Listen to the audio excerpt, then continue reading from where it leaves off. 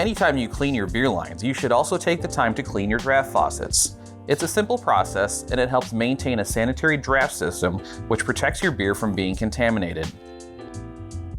To clean your faucets, you will need a spanner wrench, faucet cleaning brush, a bowl of hot water, and some beer line cleaning solution. Step 1. Disconnect the coupler from the keg. Step 2. Disconnect your faucet from the tower with a spanner wrench.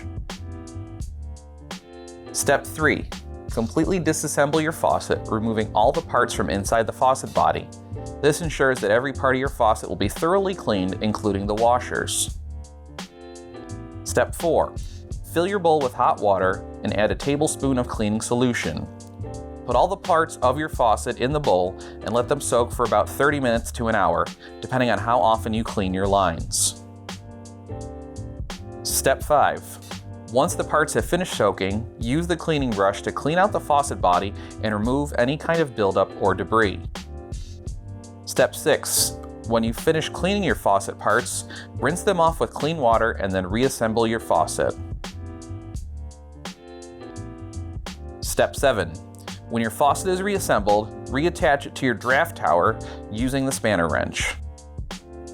It's important to remember that any surface that comes into contact with beer or other beverage on tap needs to be cleaned on a regular basis. We recommend that you keep track of each time you've cleaned your system to ensure you'll have a great tasting drink anytime you pour. If you want to learn more, go to kegworks.com and subscribe to our email for more knowledge on tap.